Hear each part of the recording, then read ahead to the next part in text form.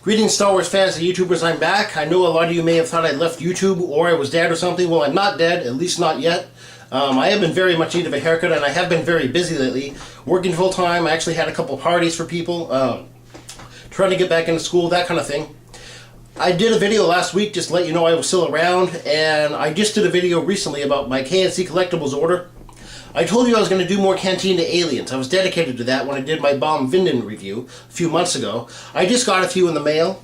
Dr. Evazan, I've got him right here, as well as his comrade, Ponda Baba. These have been two very hard figures to get. It was very hard to get two Ponda Babas. I was thinking about it. Actually, the Cantina scene in Star Wars is probably the most famous bar scene of all time on the cinema.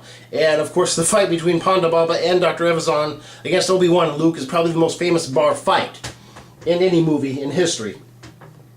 Anyway, if you look at these guys' card backs, they're very good card backs. However, they are different from the original Kenner ones. Here's Evazan.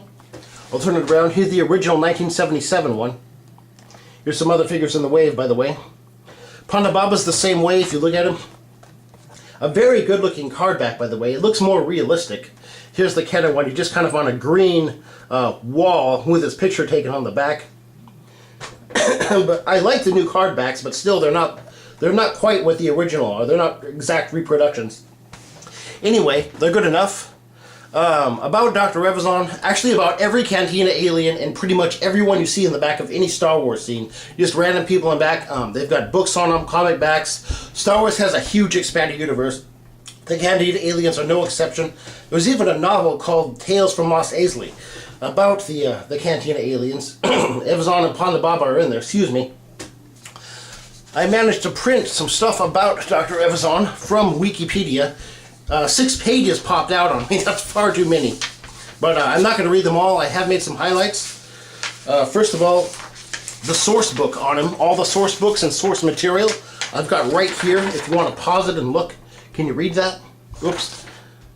Here you go. This is all the different sources of information on Dr. Evazan. Here's the figure himself. I've talked so much about him. This is the figure unopened, by the way. Here he is. I'll read off his articulation at first and give you a good 360 of him. There's a couple variants on the face on this guy. I've read at Rebel Scum. A couple variants that have come out. Just slightly different on the face. Read his articulation off. He's got a ball-jointed neck, ball-hinged shoulders, ball-hinged elbows, swivel wrists that are very tight to begin with, hard to swivel. He's got a swivel waist, swivel hips, ball-hinged knees and ankles, and he does come with some type of unnamed blaster as well as a working holster. Very good-looking outfit. He looks very realistic, very movie accurate. Certainly a lot better than the old Kenner one. Also, they came out with one, I think, in the OTC or the Star Wars collection. He actually, I think he came with a bar piece at that time. Anyway, I've got some notes on him. His full name is Dr. Cornelius Evazan. He was also alias as Rolfo at one point, or just simply the Doctor. No, he is not Doctor Who, trust me.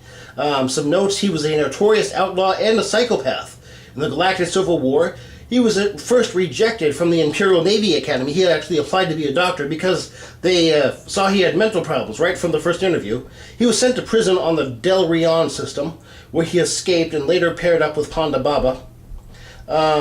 He is from the planet Exalon. No, that is not Alaskan, by the way. He's not from up here, trust me. He's not from my state. Anyway, I'd be a little nervous if he was.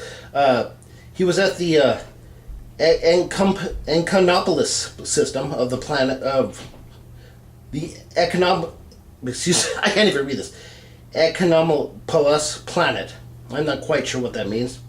He did his own medical practice, specializing in cyborg implants. Apparently, he sewed back on Ponda Baba's arm after the infamous fight with Obi-Wan. Yeah, a lot of stuff on this guy. As I said, 6 pages from Wiki. I read you just some of the highlights. I intended to do research on this guy because they don't have the write-up on the back like they used to with a vintage collection. So here's a good look at his face and his shirt, his open shirt. You know, this is a very good figure, but he doesn't come with a lot of stuff. I'm probably going to give him probably an 8.5, 8.75. If he came with more than just the blaster, I'd probably give him a 9. Anyway, pick him up.